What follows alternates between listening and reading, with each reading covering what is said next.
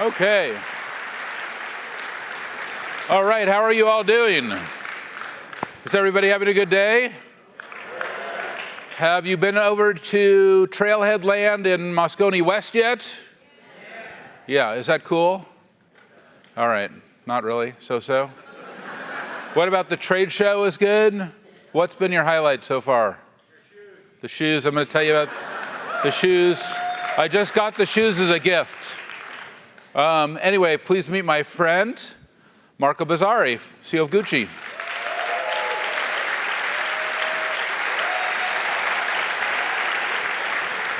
Welcome. Thank you.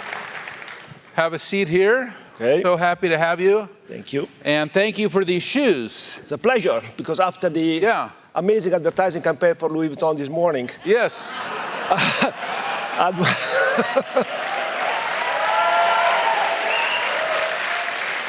But I went to your offices yesterday, and I saw your team working on Gucci for next year.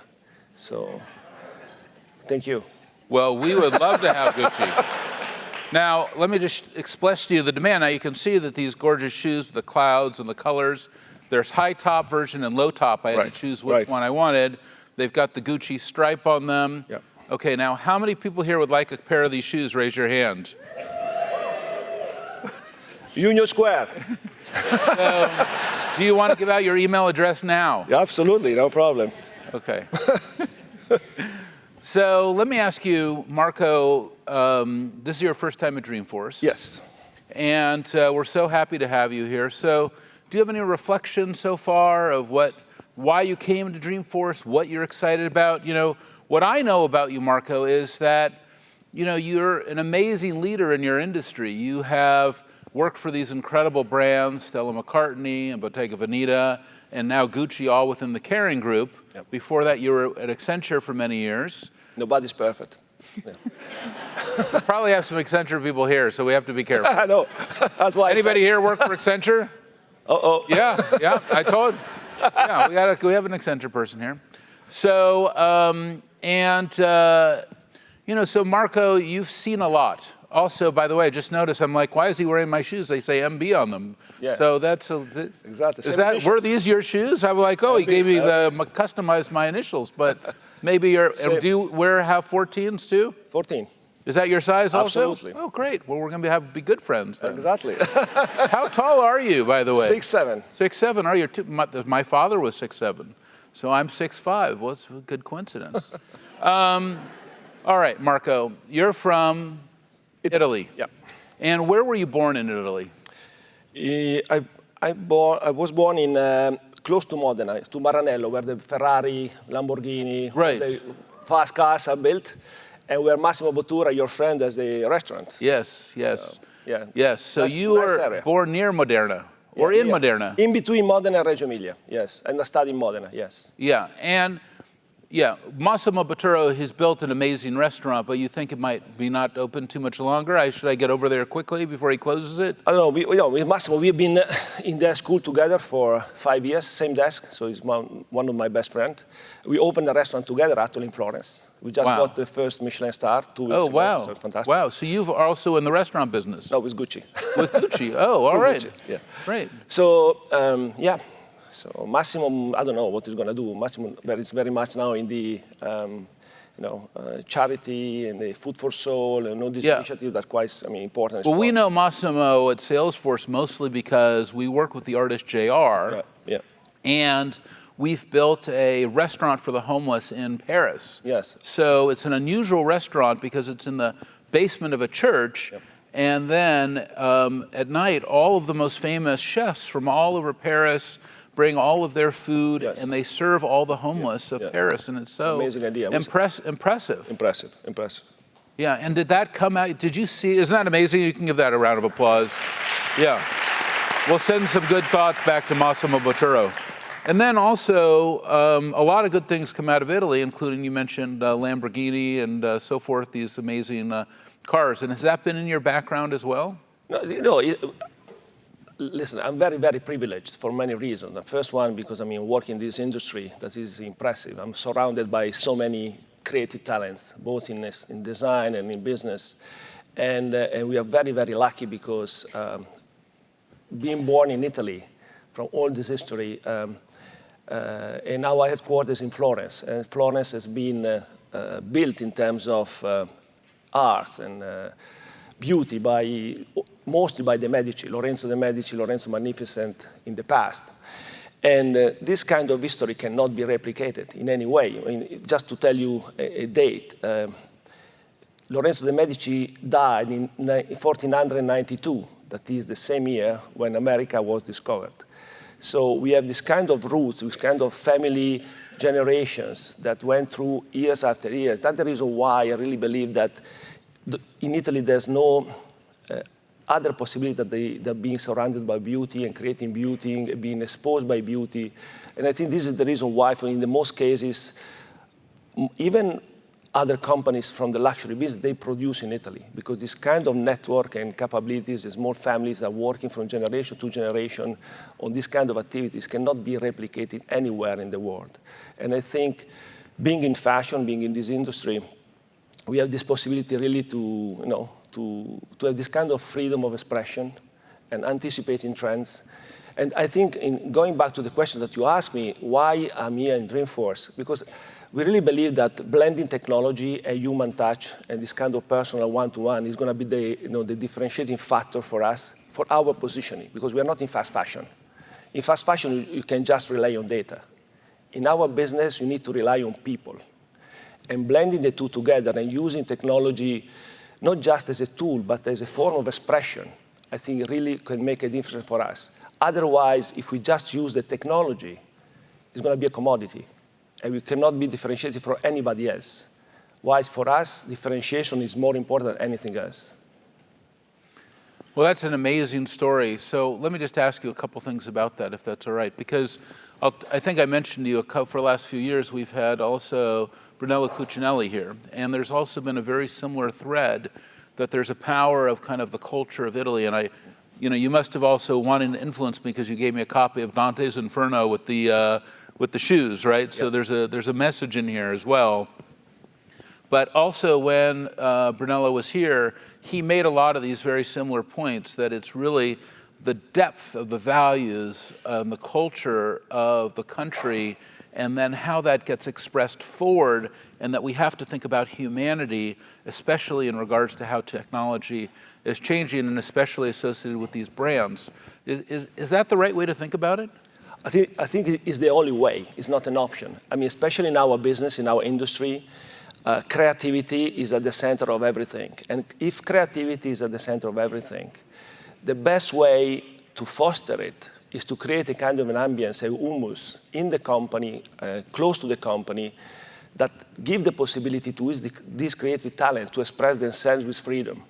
And in order to do so, I don't see any other way than creating a kind of an ambience of joy of belonging, happiness, respect for people or environment, freedom of expression, and really design what you want to do. And creating an ambience where if you make a mistake, you're not killed. So because in the business we do, we take risks. We try to change aesthetic. We need to define or decide what is going to happen in 18, 24 months from now in terms of consumer behavior.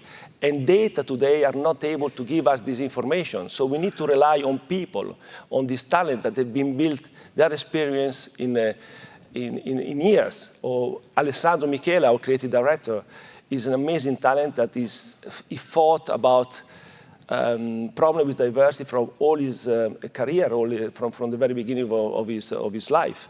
So it's the first example where if you are able to encompass, include everybody in the company with your values in the right way, because diversity, it can be a strength in the creative process, very much so, as long as you're able to include them, not to try to clone these people in order to make sure that they become as you.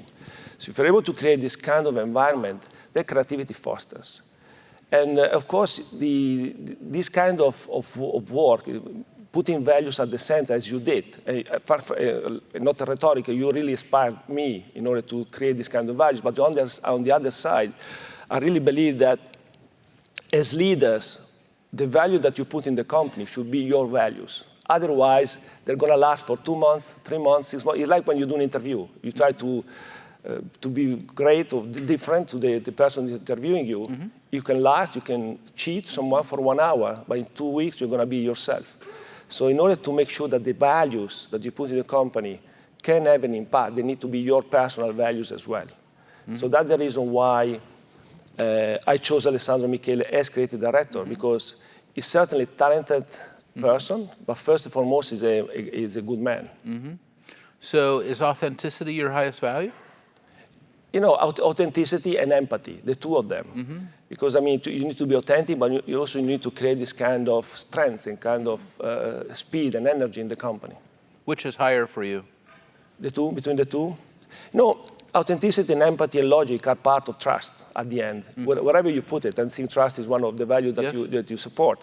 So wherever you turn it around, it can be one or the other according to the moment. Mm-hmm. But they're all part of the same value that is trust. Mm-hmm.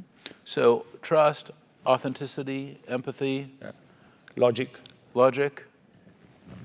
Respect. And freedom. I think self-expression in our industry, and I think as well for our life, is very, very key. Mm-hmm. How are you operationalizing your values into your company? When you look at those values like you just talked about, authenticity, empathy, respect, creativity, freedom of expression, how do you operationalize those? What kind of things are you doing as a leader to bring those values into your organization? Well, listen, you need to lead by example. I mean, you can talk, you can send statement, you can send email, you can do whatever you like, but if you don't do that on a daily basis, it's not going to work. So just to give you some example, because I mean, it's very difficult to create just a framework on that. When I joined Gucci at the very beginning, we did this complete turnaround of the company from an aesthetic standpoint, from a business standpoint. The first reaction that we had from everybody was, especially from competition, everybody was, let's say, criticizing the change of aesthetic. Everybody. I mean, I stopped to watch Instagram for 3 weeks. And everybody was saying, especially competitors were saying, you know, such a beautiful brand, what they did to this brand. After 1 year, they said, after seeing the first results, yeah, it's not going to last. After 3 years, when the company was growing 40% every year, they said, now we have a problem. So in order to make sure that at the beginning of this turnaround, because at the beginning of this change, all my people, the 10,000 people that at that time were in Gucci, were able to understand why we wanted to change and how we are going to change it. Mm-hmm. I needed to talk to them. So I traveled everywhere in the world. I stayed away for 3 months. I shook hands with at least 3,000 people and explained the reason why we wanted to make this change. That came from necessity because the company was not doing particularly well, but also it was a way to really change the kind of culture that we wanted to have in the company. And internal communication at that time, in the first 12 months, was more important than external communication, because all the changes that we did in the first show, in the first 2 shows with Alessandro, the product were not going to reach the shop for 9, 12 months. So we were talking a lot, but no substance was reaching the shop. So communication, direct communication, empathy, telling the truth in terms of authenticity, were the way in which I was able to keep the talent in the company. That was, for me, the first objective. I didn't want the people that were in Gucci to leave the company, because that was possible. And all the executive team that I had at that time is still there now. Oh, your entire executive team is still in place? Entire. They don't leave. But you have radically increased the performance of the company. You've doubled the company's size since you've been there, and you've become the fastest growing of all of the high fashion brands. Yeah. So how did you take the existing team with this emphasis on storytelling and then double performance? Tripling the business. Triple the business. The ego. Sorry. Triple the business. Triple the business since you've been there. Right. Yeah, it's, you know, our business is a strange business. I never saw a success in our business through a business plan. You need to believe in ideas. And when you believe in ideas, there's no cost, there's no financial plan, there's no figure that you need to look at. Of course, you need to be cost efficient. But that comes after. At the beginning, you need to trust. You need to trust the person that are delivering a design that maybe you don't understand, because I'm not a creative people in the sense of designers. But you need to trust, you need to see, and you need to look at some weak signals that you see around. For example, when Alessandro did the first show, the only people that were praising the collection were Anna Wintour, Marc Jacobs, all these people that are coming from a long time, that they know exactly how to spot a genius. The normal consumers, they were rejecting the aesthetic. Because you cannot turn around a company like Gucci, of the size of Gucci, aesthetically, listening to customers. That is different from many other industry. You cannot do that through focus groups, because customers in our industry, they tend to look on the rear mirror. They drive the car, they ask you what it was there yesterday. Whilst in our industry, you need to anticipate. You can anticipate just with the creative talents of people. That's the reason why we're investing so heavily in people, in training, getting the talents, having a culture that attracts people. That was not the case at the beginning. So everything goes around. And then technology helps in many other instances. So they need to be blended together. But if I want to see what is going to happen in the next What needs to get blended together? The geniuses and the technology, the geniuses and the customers? What is getting blended? It's going to be blended when, if we have, for example, a line of bags that is particularly beautiful, we can ask the customer or the data what kind of size, where you can put the pocket. That's fine. That data can help. So the customer feedback has to get blended with the genius. In the very, very short term. They cannot tell you, they cannot predict what is going to happen in the next 18 months at all. So you need to rely on people on that. And are you cultivating then those people? Were they already there when you got there, or did you find some of these people? Alessandro Michele, the creative director of Gucci, was already in Gucci for 12 years. So was exactly the person that didn't want to hire. Because when I joined, I wanted to change dramatically Gucci, so I was looking for other characteristics, big names, etc. But then it happened that I met him for the first time for a coffee, and I fell completely in love with the guy, with his idea, the way in which he was connecting past and future, the way in which he was talking, the way in which he was matching my ideas in terms of business innovation. So I took the bet, and luckily. So he's been a key part of your strategy. But then also you've made a number of values changes in the business too to increase performance. So you've changed things too, right? Because you have programs that you've created, like volunteer programs and the change makers and sustainability programs, but you're changing the core value system of Gucci. It's not just you're changing the aesthetic. Is that the right way to think about it? Absolutely. As we said from the beginning, values is part of the change of the aesthetic. The two things go together. And this kind of freedom that you can express is because we have these values. The Changemaker program is in fact something that we launched 1 year ago. And it was inspired by the 1% pledge that you started many years ago. And it was a way for us to give the possibility to different cultures to be exposed to the fashion industry. Because I'm coming from Italy. We are not a diverse country at all. But we think that diversity is a strength for the creativity. So we wanted to make sure that we took like 12 universities around the globe. We launched this program called Fellowship. We were able to gather 50 students that will join the design team in March this year in Rome with Alessandro. And they're going to bring ideas to Alessandro. Alessandro is a kind of eclectic creative director because different from many other creative directors, especially in the past, that were controlling everything by themselves, is opening the aesthetic of Gucci to many different collaborations. Up to now, we did 150 collaborations, and this digitalization of the world helped a lot because he was able to scout different talents everywhere in the world, working with them, giving them the chance to express themselves through Gucci, And normally they were completely unknown, but the way he was using the possibility of bringing them in the catwalk or in Instagram, etc., and creating people that now are quite successful.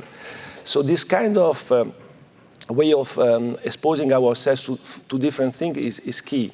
Sustainability is certainly another aspect, another factor, because sustainability has two effects. The first one, if you think in a different way in terms of use of material, in terms of use of material in terms of gas emission, in terms of use of the land that you use in terms of supply chain, etc., you stress yourself in order to be innovative. Because it's difficult to be sustainable in a company that is 100 years old. The business model was built from a long time. So changing that, it takes time. But it's not even an option. I think that what we are reading everywhere, from everybody, we don't have time. I was listening to Tim Cook before. Certainly, is the way in which he projects creativity, try to find different ways of tackling the gas emission is impressive. And it should come from people like him, creative companies like him. But the fact is, today, everybody is not net zero, because if we encompass in the calculation the supply chain, especially for a manufacturing company like ours, we are polluting. And even if we set targets in 2050 to be net zero, it's too late. And today, there's no technology, no process that we can use to become net zero today. So that's the reason why this morning, actually, I launched through Fast Company this challenge to the CEOs like you or to the one in the audience, because we really need to act now to try to make sure that what we cannot be offset today, what we cannot avoid and reduce today, needs to be offset. And to be offset means to protect biodiversity, planting trees, utilizing natural-based solutions. That is the key today. And in the meantime, working with technology, because there are many startups that could help for our industry to reduce the gas emission. There are companies that are trying to invent the leather in vitro. So they do the leather in vitro. So all the tanning process is going to disappear, no pollution anymore, no use of water, et cetera, et cetera. But today, they don't have the quality and the scalability. It's going to happen. In the meantime, we need to buy time. And I read a piece in Bloomberg in saying that we should need 300 billion euro today to buy 20 years more in terms of gas emission, using natural-based solution. So 300 billion euro is peanuts. It's like 2 months of investment in the army, in the world. If you think about the amount of money that in 2008 has been put in the market in order to avoid the financial crisis, I think it's feasible. And that's the reason why we started this activity in order to offset for Gucci and become carbon neutral. And we paid, in order to be carbon neutral, $8.5 million. For a company of 10 billion like ours, is nothing. And that is the reason why everybody should try to do it. Because, of course, it's not the final solution, but it's the solution today. And we cannot just think that tomorrow we will have an idea that we will offset, because it's going to be too late. That's the reason why we launched this kind of challenge. The idea of the challenge came from the ice bucket, because we don't take us too seriously. The idea was, let's try to do the same thing in an ironic way on a topic that is not ironic at all. So that's very similar to what Tim Cook was saying. Tim Cook was saying that one of his major goals is to make the Apple supply chain fully renewable, just like his company already is today. Is that the same thing that you're saying, that you're going to go through your supply chain and make sure it's fully sustainable? Right. Because the point, as of today, in most of the companies, most of the industry, there are two scopes. Scope 1, Scope 2, Scope 3. Scope 3, the supply chain. Supply chain represent, for all the industry, approximately 80 to 90% of the gas emission. So if you don't touch the supply chain, you just touch your offices, your shops, etc. You don't touch the most part of the gas emission. So we need to go in that direction. We need to work both in terms of searching for in the right territories, protecting the biodiversity, trace what you do. We are 100% traceability in terms of what we produce already in Gucci. So we need to go in that direction. But the technology today is not at the level to allow us to be net zero. That's the reason why we need to, to balance and trade off in the short term through offsetting. It's imperative for me. Yeah, I mean, I've heard this now from a number of CEOs in different industries, some of them who are here at Dreamforce, like Adrian Hallmark is the CEO of Bentley, somebody who used to work with Stella McCartney, now yourself, Tim Cook, the CEO of Cargill, have all said the same thing, which is that they want to have a fully 100% sustainable supply chain, that this is their commitment to improving the state of the world. Is that inspiring to you then to be able to look to pursue that through your industry? It's absolutely key. The question to me is, which is the target? Because if you set the target 2050, there's a problem with narrative here, I think. And I think in our industry, we're quite good in narrative. Everybody is saying that we are going to kill the planet. We are not killing the planet will survive. We're going to kill ourselves. That is very different. So I don't want to kill myself. So that's the reason why we need to balance the two things together. Well, from the first industrial revolution to today, the total emissions output has been about 210 gigatons of carbon. Carbon itself is not additive to the planet. It's a constant on the planet. It's either in the ground or it's in the oceans. It could be in the trees. It could be, or it could be, actually it could be in whales. Whales sequester 1,400 trees of carbon, or it could be in the atmosphere. We don't want it in the atmosphere. So that basically that 208 gigatons, that has been immersed into the atmosphere since the start of the first industrial revolution. And that's why the ocean is getting hotter, because it's sequestering carbon. There's about 40,000 gigatons sequestered in the ocean. There's 3,000 gigatons sequestered, I think, in soils. I'm not exact, these are approximate numbers. There's about 900 gigatons that are sequestered in the trees. So we have 3 trillion trees today. I was reading in Scientific American, a study from a scientist in Zurich.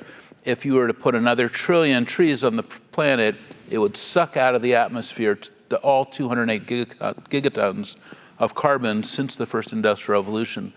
Are these the types of solutions that you're looking for? Ways to sequester the carbon, ways to prevent the carbon from getting in the environment? Yeah, mostly are two. They're very simple. One is planting trees or protecting biodiversity, because there are two things that we are suffering. Look at all the fires that we have everywhere. San Francisco now, I read that, you are investing, as a city, $5 billion in order to make sure that the sea levels, so we are already treated the consequences. So we are already in a situation where we need to take action. And it's very inspiring to see so many CEOs and leaders and innovative people to really make sure that this doesn't happen. Yeah, there's only so many ways to be able to get the carbon out of the atmosphere. One is to reduce emissions. Then the oceans are doing their part, the trees are doing their part, and then the regenerative soils are doing their part. And the tree is our most efficient technology for sequestering carbon. And if we all got behind an effort to plant 1 trillion trees, that would happen. Global warming, at least what I read, would stop. Exactly, what I read as well.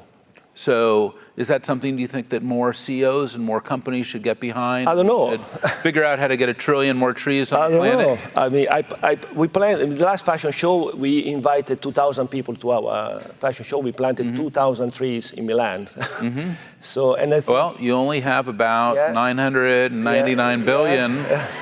999 billion. That's the reason why you should be part of the challenge, so you can plant some trees as well. Yes. Well, we're a net zero company today, and we'll be fully renewable, hopefully, shortly. That's our goal.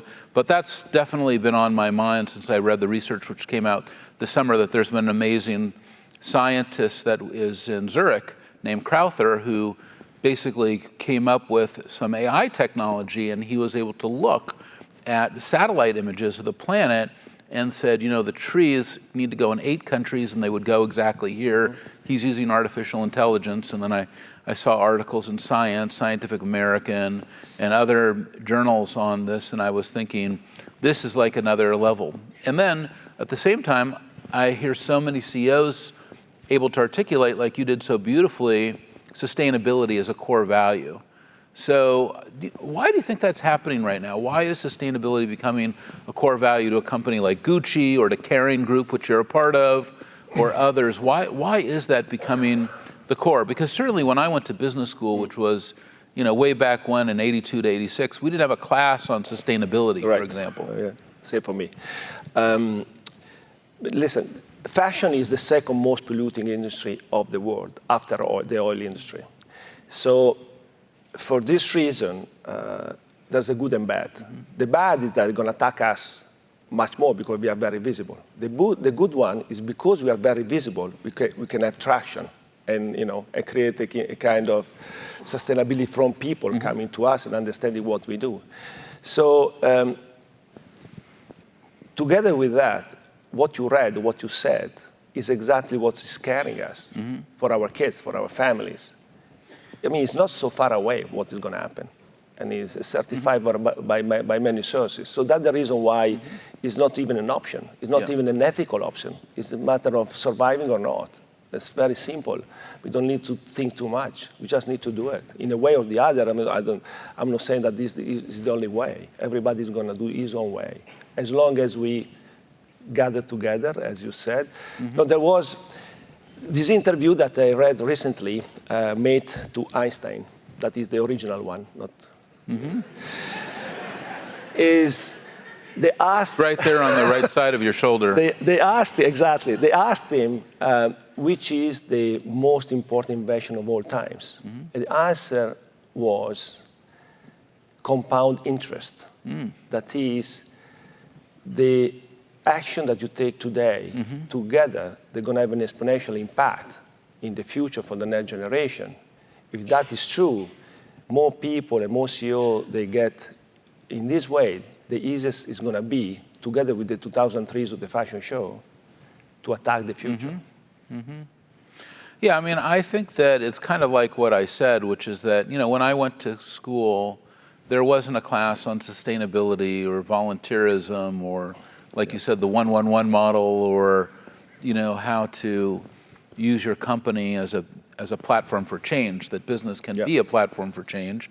That's why I wrote the book Trailblazer, because I wanted to be able to kind of communicate what I've learned as a CEO. But what has inspired me is people like you, Marco, who are spontaneously having the same idea, that your business is the greatest platform for change, and that great companies like Gucci and Kering and others can align on technology that's very accessible to us, because the future has not happened yet. So if we're loathing a future that has not happened yet, we can get involved now and take a position to prevent that from happening. And certainly, we don't want the environment becoming inhabitable.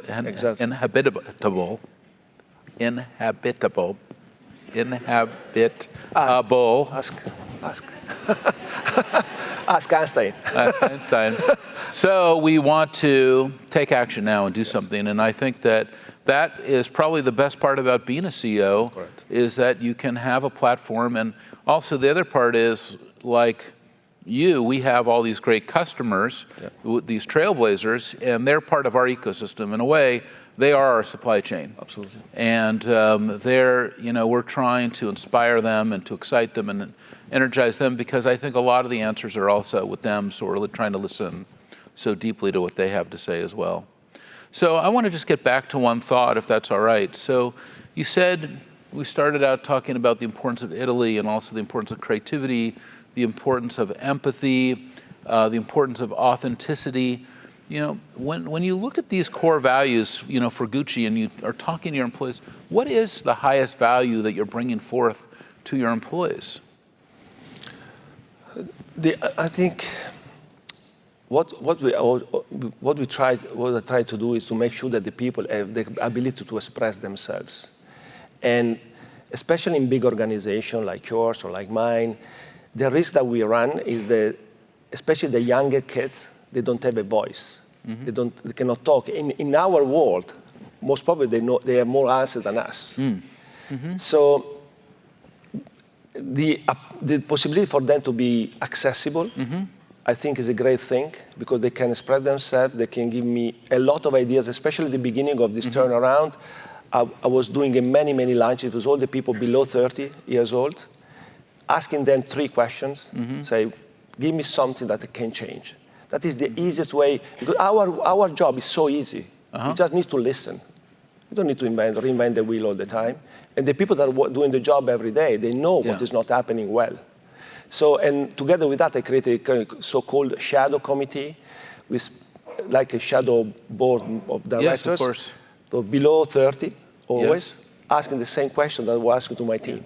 So these are like reverse mentors. Yes, exactly. They're mentoring you from the future. Exactly. But if you think about it, I mean, now we have 20,000 people. I mean, even if my ego is big, I mean, I cannot be more intelligent than 20,000 people.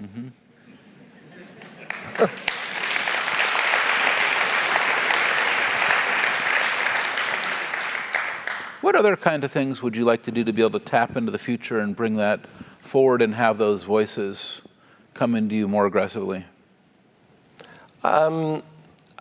What we try to do, we created this, we call that Gucci Voices. We picked people from different industries or competencies. We're working with Colin Kaepernick, we're working with Cleo Wade, we're working with people that really are not shy to express themselves. They reflect exactly the kind of value that we want to deliver. So speaking up, taking stance as a company, because if we say that we want to have certain values, we cannot refrain to taking stance. That is not to be politically oriented. I don't really care about that. We stand about values, not political things. So I want to be exposed by people that can think differently, that can give me ideas. They can have a different background, different culture. And to me, it's a great asset. I mean, for the position that I have, the most important thing that I got is not about money, it's not about that. I think it's the possibility to talk to people that I admire, to be talking to you today, or having the possibility to meet other people that, for me, are legends that I just read in the papers. Using this position, to get exposed to ideas, and to gather people together, and to change or to approach things in a way that is more meaningful than just one single company. Because even if we are carbon neutral as Gucci, we are a drop in the ocean. We are a big company, but are very small in a bigger scheme. So that's the reason why the compound interest is key. Is the fact that we need to do it together with others. So it's the voices. Those are voices inside Gucci, but also outside Gucci, exactly. And you're bringing that in, and then you have this kind of rudder, which are these creative directors that are helping to figure out what the future is going, because you can't figure it out by looking in the rearview mirror. Exactly. Is that the way to think about it? Is that the way? And today we have like 200 designers, 200 creative people just thinking about new product or new trends, et cetera, et cetera. And they live in Rome, in this beautiful city, exposed to beauty every single day. And the only thing that I need to do is to support them, to make sure that they can risk and they can do mistakes and they have the money to take a risk. And I mean, Alessandro Michele never saw a figure in the last 5 years. The first time that I tried, it was falling asleep as well. So, Now you have taken though these high values, but we kind of went by this very quickly. But your performance has radically accelerated as a CEO, right? So you're a high-performing CEO. You're delivering this breakneck speed for your company, right? So what is the intersection point then between performance and values? I think that performance is just a consequence. If you don't do the right things in terms of values, in terms of message, et cetera, in terms of aesthetic, I mean, you don't have financial results. I never start, a new company in looking at what is going to be my objective in terms of numbers.